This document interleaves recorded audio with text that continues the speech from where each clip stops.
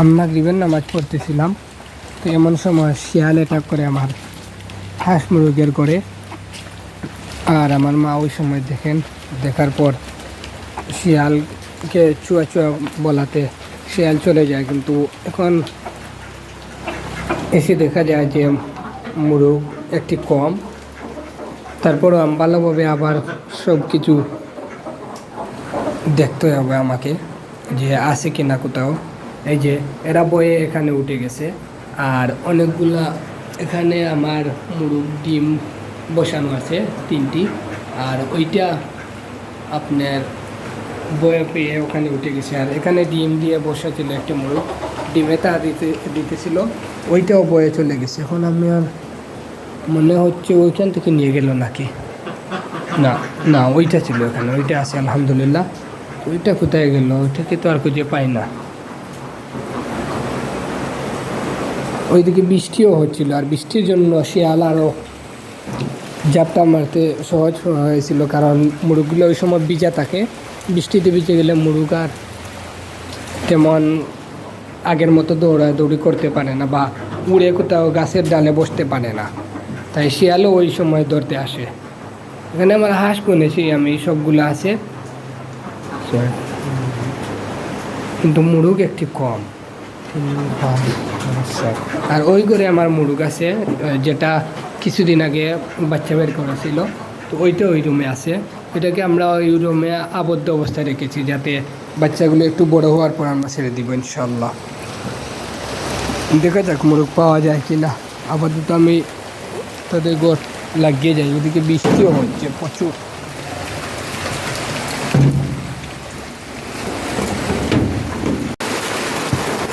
এখানেও দেখতেছি যে মুরগ আছে কিনা। এই রুমে আমাদের সব কিছু রেখে দেওয়া, ওটা স্টোর রুম এটা। ওইখানেও আমি খুঁজতেছি মুরগটাকে, দেখা যাক পাওয়া যায় কিনা। তারপরও পাচ্ছি না। আসলে মুরগটা কী হলো কিছু বুঝতে পারতেছি না। এদিকে প্রচণ্ড বৃষ্টি হচ্ছে, বৃষ্টির মধ্যে আমি ছাতা নিয়ে আর হাতে এই যে প্লাস্টিকের পাইপ, ওই পাইপ নিয়ে আমি যাচ্ছি, কারণ যদি শিয়াল আসে তবে তো আমার নিজেকে রক্ষা করার জন্য হলেও তো কিছু প্রয়োজন। সেই জন্য বৃষ্টি না হলে হয়তো আমি এখনই খুঁজতে যেতাম আমার মুরগটিকে। ওই দিক দিয়ে একটু জঙ্গল টাইপের কিছু জায়গা আছে, ওই দিক দিয়ে ভিতরে আমার মনে হয় ওই শিয়াল সেখানেই নিয়ে গেছে। আর ওই কর্নার হচ্ছে নির্জুম, মানুষের যাওয়া আসা তেমন হয় না। যদিও আমাদের বাড়ির চতুর্দিকে বাউন্ডারি করা, ওয়াল দেওয়া, তবুও ভাই শিয়াল কোথায় কোন দিক দিয়ে যে চলে আসে সেটা বোঝা বড়ই মুশকিল। তো আমি এখানে দেখলাম যে আমার মুরগ নিয়ে গেছে একটু আগে। আসলে তাড়াহুড়া করতে গিয়ে আমি বুঝতেই পারিনি যে মুরগ নাকি মুরগি কোনটি নিয়ে গেছে শিয়াল, সেটাও বুঝতে পারিনি। কিন্তু এখন পুরোপুরি বুঝে গেছি যে আসলেই ওইটি। আর ওই মুরগাটি আমার মুরগ, অর্থাৎ আমরা মুরগা বলি আমাদের স্থানীয় ভাষায়। তো ওই মুরগটি আমার দেরিতে এমনিতেই আসে, আর আমার মনে হয় দেরিতে আসার ফলে এমন হয়েছে। এই যে শিয়াল শিয়াল শিয়াল এখানে বসা ছিল শিয়াল। আচ্ছা, এখন আমি আসতেই চলে গেছে। আমি এসে প্রথমে ভয় পেয়ে গেছিলাম অনেকটা। ভাই রে ভাই, শিয়াল এখানে বসেছিল তখন। আগে জানলে তো ওরে আমি দুটো বাড়ি অন্তত মারতে পারতাম।